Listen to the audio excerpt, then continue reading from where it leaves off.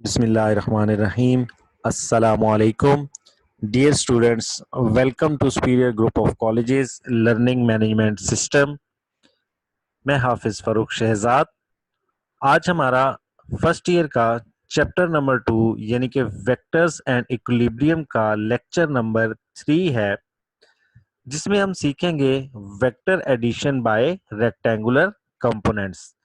Last lectures में हमने vectors को देखा था क्या होता है, और हमने वेक्टर की एडिशन सीखी थी हेड टू टेल रूल्स के अकॉर्डिंग, और हमने वेक्टर्स को कंपोनेंट्स में डिवाइड करना सीखा था। स्टार्ट करते हैं। फर्स्ट हम कंसीडर करते हैं हमारे पास एक कोऑर्डिनेट सिस्टम है एक्स और वाई। इसमें हमारे पास दो वेक्टर्स हैं, vector A and vector B. अब हम पहले इनको हेड टू टेल रूल्स के अकॉर्डिंग ऐड करेंगे और फिर हम इसको इनके कंपोनेंट्स में डिवाइड करेंगे। तो हम जानते हैं कि हेड टू टेल रूल के अकॉर्डिंग ए प्लस बी करने के लिए हम वेक्टर बी की टेल को वेक्टर ए के हेड के ऊपर प्लेस करेंगे। इस तरह हमने प्लेस किया तो ये पॉइंट पी को इंडिकेट कर रहा है। अब हम इनका सम हासिल करने के लिए वेक्टर ए की टेल को वेक्टर बी के हेड से ज्वाइन कर देंगे, जो हमारे पास एक रिजल्टेंट वेक्टर आ जाएगा जो कि होगा r is equal to A plus B. ये हम पहले कर चुके हैं। अब हम वन बाय वन तमाम के तमाम वेक्टर्स को उनके कंपोनेंट्स में यानी कि x और y यानी कि हॉरिजॉन्टल और वर्टिकल कंपोनेंट्स में डिवाइड करेंगे। सबसे पहले हम वेक्टर ए को उसके कंपोनेंट्स में रिजॉल्व करते हैं। तो हम देखते हैं कि हम इस तरह से एक लाइन ड्रॉ करेंगे जो कि ए एक्स होगी, और वर्टिकल लाइन ड्रॉ करेंगे जो कि ए वाई हो जाएगी। यहां से हम देख सकते हैं कि ओरिजिन से लेके यहां तक का डिस्टेंस जो है वो ए वेक्टर का एक्स कंपोनेंट है, और इस पॉइंट से लेकर इस पॉइंट तक जो वर्टिकल डिस्टेंस है वो वेक्टर ए का y यानी कि वर्टिकल कंपोनेंट है। अब हम इसी तरह वेक्टर b को डिवाइड कर लेंगे इसके कंपोनेंट्स में। तो इसके कंपोनेंट्स में किस तरह से डिवाइड करेंगे, ये हॉरिजॉन्टल लाइन होगी जो कि रिप्रेजेंट करेगी b वेक्टर के x कंपोनेंट को, और वर्टिकल लाइन रिप्रेजेंट करेगी वेक्टर b के y कंपोनेंट को। हम यहाँ देख सकते हैं कि ये लाइन रिप्रेजेंट कर रही है वेक्टर बी के एक्स कंपोनेंट यानी कि हॉरिजॉन्टल कंपोनेंट को, और ये लाइन रिप्रेजेंट कर रही है वेक्टर बी के वाई यानी कि वर्टिकल कंपोनेंट को। अब हम इस लाइन को मजीद एक्सटेंड करेंगे इस एक्स एक्सिस तक, तो देखिए हमारे पास ये लाइन एक्सटेंड हो जाएगी। अब हम इन तमाम पॉइंट्स को नाम दे देंगे।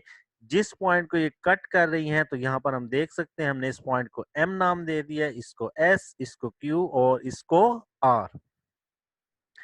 अब हम वेक्टर ए और वेक्टर बी को रिजॉल्व कर चुके हैं इसके कंपोनेंट्स में।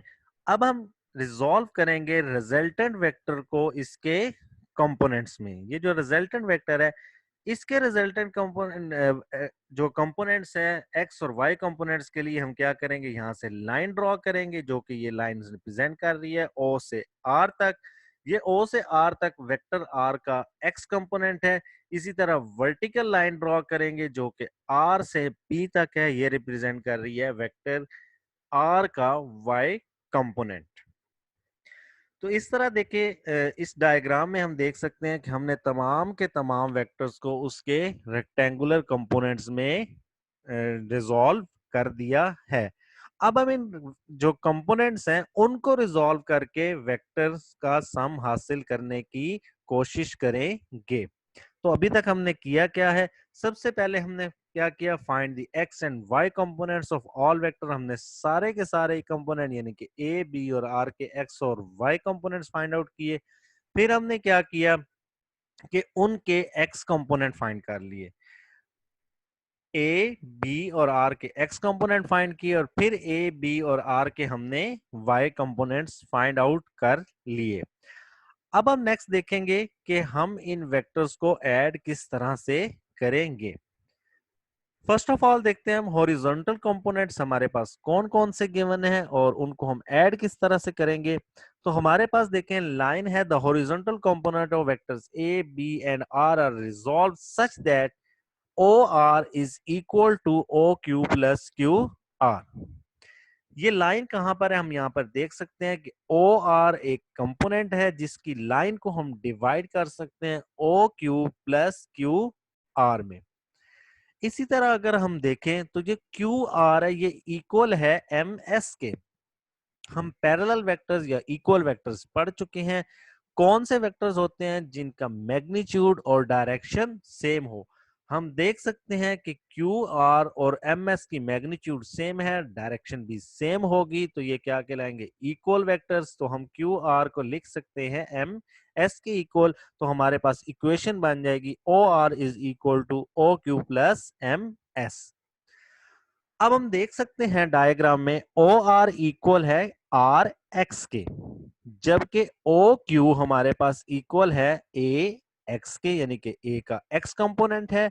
और एम एस किसके इक्वल है, यहां से देख सकते हैं वो बी एक्स के इक्वल है। तो हमारे पास ये हॉरिजॉन्टल कंपोनेंट आ जाएंगे, R X is equal to A X plus B X.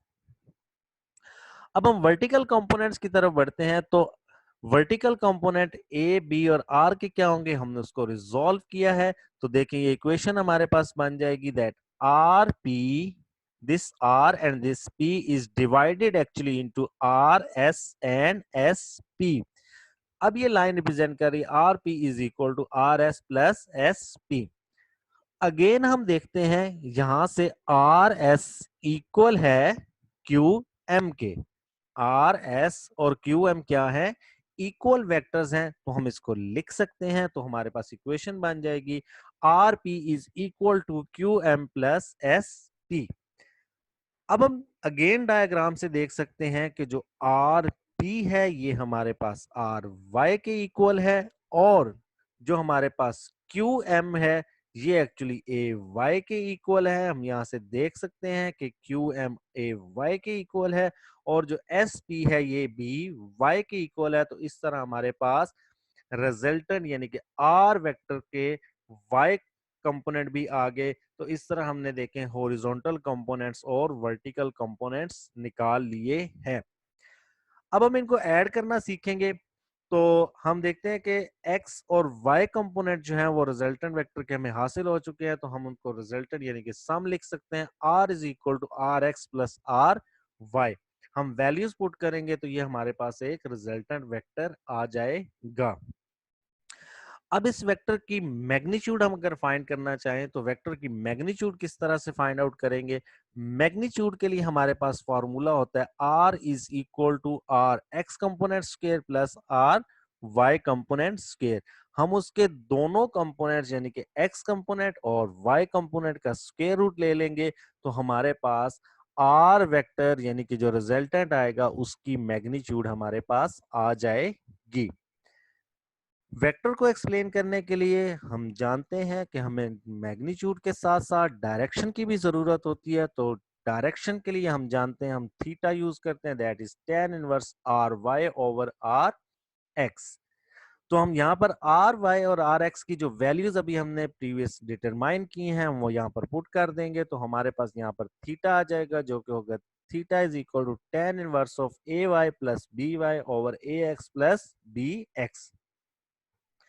यहाँ पर अब हम गौर से देखें तो अब हमने इन वेक्टर्स को यानी कि ए और बी वेक्टर्स को ऐड किया है बाय एडिंग देयर कंपोनेंट्स।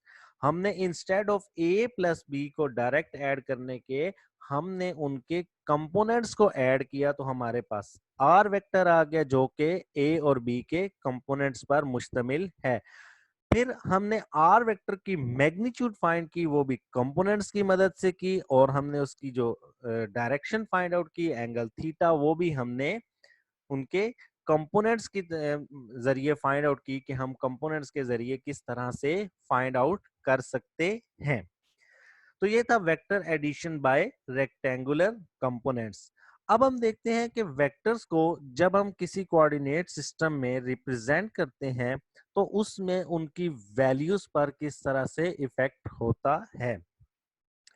हमें कोऑर्डिनेट सिस्टम कंसीडर करते हैं। उसके बाद देखें फर्स्ट क्वाड्रेंट। फर्स्ट क्वाड्रेंट में अगर हम कहें कि जो वेक्टर है उसके दोनों कंपोनेंट्स आर एक्स और आर वाई दोनों पॉजिटिव हैं, तो फर्स्ट क्वाड्रेंट में लाई करेगा इस तरह से, और जो उसका थीटा होगा एंगल वो क्या बनेगा, theta is equal to five. Five हमेशा हम शॉर्टर एंगल के लिए यूज करते हैं, तो यहाँ पर थीटा और फाइव दोनों इक्वल होंगे। अब अगर हम सेकंड क्वाड्रेंट में जाएं और हम ये कंसीडर करें कि आर एक्स नेगेटिव है और आर वाई इज पॉजिटिव, तो वेक्टर लाई करेगा इन दी सेकंड क्वाड्रेंट, और वो कुछ इस तरह से हमें नजर आएगा। अब यहाँ पर जो थीटा होगा वो होगा 180 माइनस फाइव। वो क्या होगा, 180 माइनस फाइव। थर्ड क्वाड्रेंट की अगर हम बात करें तो थर्ड क्वाड्रेंट में हम कहेंगे कि कब वेक्टर आएगा, if R X and R Y both are negative. अगर दोनों के दोनों नेगेटिव होंगे तो फिर थर्ड क्वाड्रेंट में लाई करेगा, और वेक्टर की कुछ सूरत हाल इस तरह की होगी। अब यहाँ पर जो एंगल बनेगा वो बनेगा theta is equal to 180 plus five. अब अगर हम फोर्थ क्वाड्रेंट की बात करें तो फोर्थ क्वाड्रेंट में क्या होगा, if R X is positive and R Y is negative then vector lie in quadrant four, और वो हमें कुछ इस तरह से नजर आएगा। अब यहाँ पर जो एंगल बनेगा वो बनेगा theta is equal to 360 minus five. अब थीटा और फाई में डिफरेंस क्या है, थीटा हम कंप्लीट एंगल कंसीडर करते हैं और फाई एंगल हम कंसीडर करते हैं शॉर्टर एंगल। दूसरी चीज, यहां पर एंगल फाई होगा, ये जो स्मॉल एरिया है ये वाला एंगल फाई कहलाएगा। हम इसको फाइंड आउट किस तरह से करेंगे, हम जानते हैं कि जो एंगल होता है वो हमेशा एक्स एक्सिस से होता है और एंटी क्लॉकवाइज होता है। तो यहां से हम इसको सेकंड क्वाड्रेंट में हमेशा मेजर करेंगे 180 माइनस फाइव के 180 यानी कि हॉरिजॉन्टल एंगल से वो कितना एंगल शॉर्टर यानी कि पीछे है। इसको कभी भी हम 90 प्लस फाइव नहीं लिखेंगे, क्योंकि मैं दोबारा बताता चलूं कि एंगल हमेशा एक्स एक्सिस के साथ कंसीडर किया जाता है। इसी तरह थर्ड क्वाड्रेंट की बात करें तो वहां पर हमारे पास होगा 180 प्लस फाइव के 180 से वो फाइव एंगल कितना आगे जा रहा है, ना कि हम इसको लिखेंगे 270 माइनस फाइव, जो कि गलत हो जाएगा। तो हम हमेशा लिखेंगे थर्ड क्वाड्रेंट के लिए कि 180 प्लस फाइव के 180 में कितना फाइव एंगल ऐड हुआ।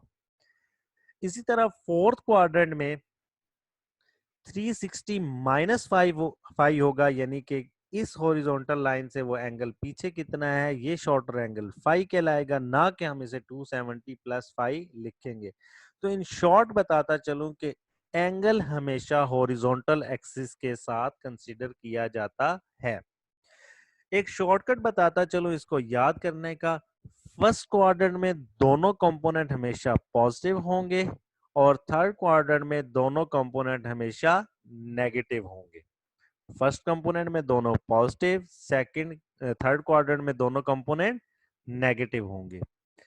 सेकंड क्वाड्रेंट में एक्स नेगेटिव होगा, वाई पॉजिटिव होगा, और फोर्थ क्वाड्रेंट उसके ऑपोजिट होगा, यानी कि एक्स जो होगा वो पॉजिटिव हो जाएगा और वाई नेगेटिव हो जाएगा।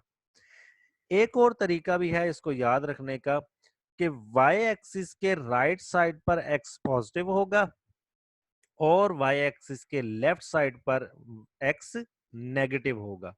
इसी तरह एक्स एक्सिस के ऊपर इन दोनों क्वाड्रेंट में y पॉजिटिव होगा और एक्स एक्सिस के नीचे इन दोनों क्वाड्रेंट में y नेगेटिव होगा।